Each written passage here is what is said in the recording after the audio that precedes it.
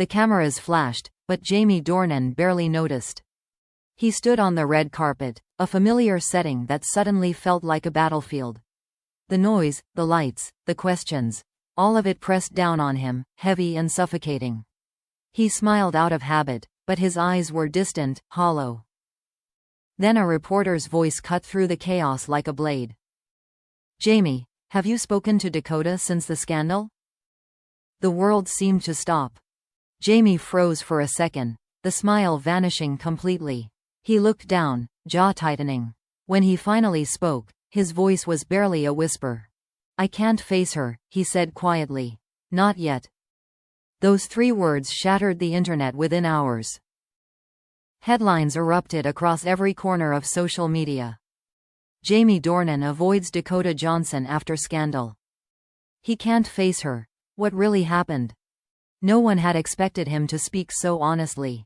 But behind those words wasn't arrogance or defiance, it was pain. The scandal had begun weeks earlier, when a resurfaced interview clip showed Jamie joking awkwardly about his 50 Shades years. He had laughed about how emotionally exhausting those films were, and some viewers interpreted it as him mocking Dakota. The clip went viral, and the internet, always hungry for outrage, pounced. Suddenly, old headlines were revived. Rumors twisted out of control. Jamie throws shade at Dakota, read one post. Tension exposed, read another.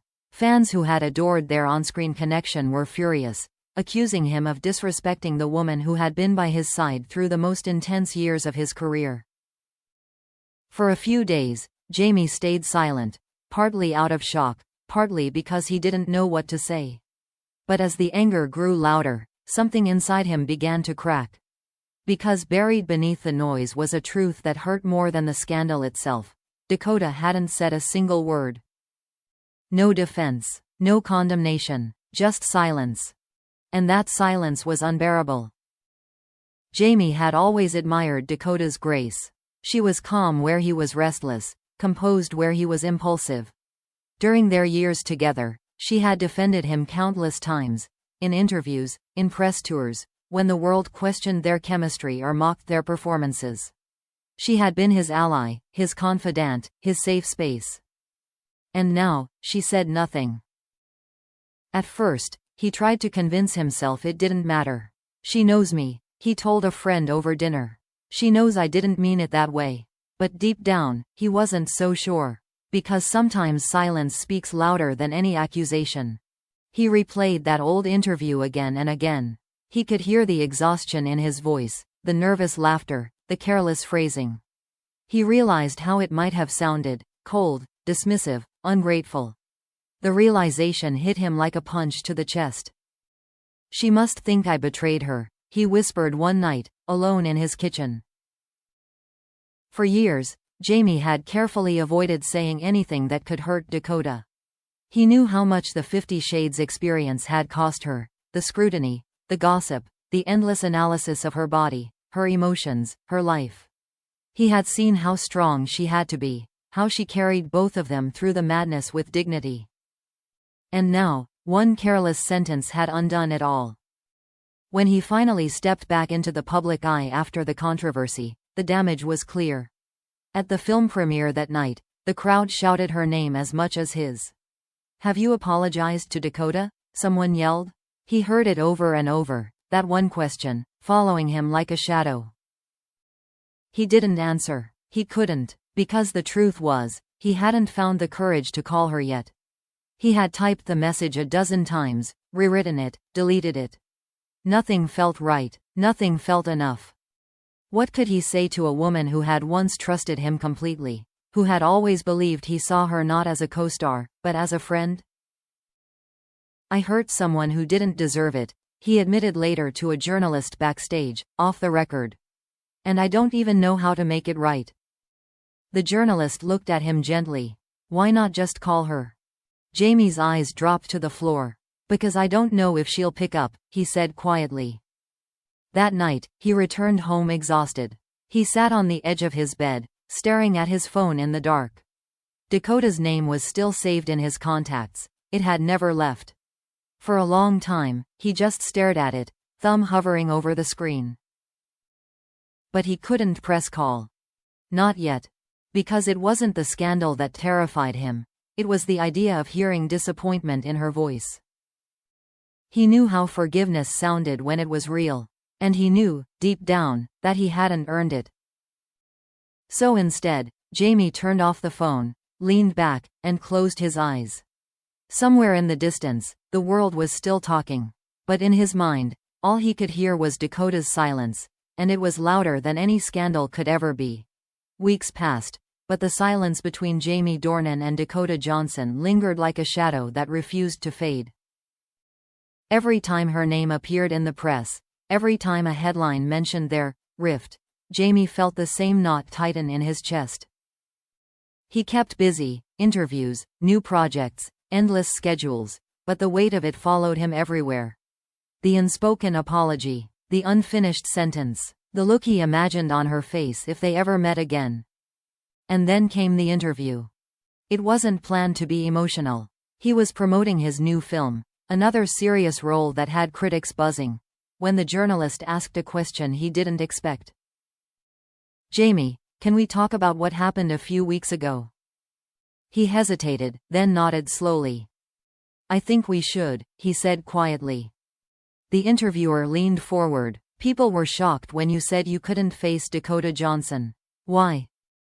Jamie took a long breath, his hands trembling slightly. "Because she's someone I respect more than most people will ever understand," he said. "And I know I hurt her, even if I didn't mean to." He looked down, pausing for a moment before continuing. "I've said a lot of things in my career. Some careless, some misunderstood. But this one mattered. Because it wasn't just about me. It was about her. Someone who stood by me when the whole world judged us." The room went silent. The cameras captured everything. The tremor in his voice, the guilt in his eyes. "I should have called her," Jamie whispered. "But every time I picked up the phone, I froze. Because I knew no apology would sound enough." He swallowed hard. People think actors live in this world of control, but we don't. Sometimes we mess up, sometimes we say things we shouldn't, and sometimes the hardest thing in the world isn't admitting you were wrong. It's facing the person you disappointed. The interviewer didn't interrupt. Jamie's voice was breaking now, raw and unfiltered. "I hurt someone who never deserved it," he said again, this time louder. "And that's something I'll always carry." That moment, one man's quiet confession, went viral within hours. But unlike before, the reaction was different. Fans didn't attack him this time. They empathized. Because it wasn't just a celebrity story anymore, it was human. It was about guilt, friendship, and the fragility of trust. And then, something unexpected happened. Dakota broke her silence. It wasn't a long statement. Just a few lines, posted to her social media. "Sometimes silence isn't anger. It's space. The kind that lets people grow. I've known Jamie for a long time. He's not perfect, but he's honest. And that's something I'll always respect." The internet exploded. Fans cried, cheered, posted heart emojis, and replayed their old interviews. But behind all the noise, Jamie saw only one thing: forgiveness. He read her words over and over again, his throat tightening each time. Then, without thinking, he picked up his phone. This time, he didn't overthink it. He typed one message. "Thank you for saying that. I didn't deserve your kindness." A few minutes later, 3 dots appeared on the screen. Then her reply came. "You did what you had to. So did I." It wasn't a reconciliation, not fully. But it was a beginning. Days later, they saw each other at an industry event. No cameras, no red carpet, just 2 old friends crossing paths after too long. Jamie spotted her first, standing by the bar, her hair tucked behind her ear, talking softly to someone. For a moment, he froze again. The same fear returned, that she'd turn away, that her eyes would carry judgment. But when she noticed him, Dakota didn't look angry. She smiled, small, genuine, tired maybe, but kind. She walked toward him. "Hey, stranger," she said softly.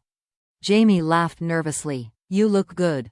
So do you, she replied, and for a moment, it was like nothing had changed.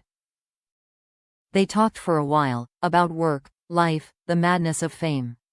Then, as the night went on, Dakota touched his arm gently. You don't have to keep apologizing, she said. Just don't disappear again. Jamie nodded, eyes glistening. I won't. That was it. No grand gestures, no dramatic hug, just quiet understanding. The kind that can only exist between two people who have seen both the best and the worst of each other.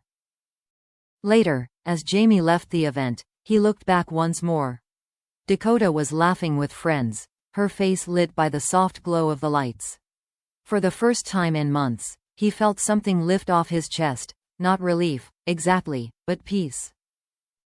He whispered to himself, I faced her. And somehow, that was enough. Because sometimes redemption doesn't come in headlines or apologies. It comes in a look, a smile, a moment where two souls simply decide to forgive.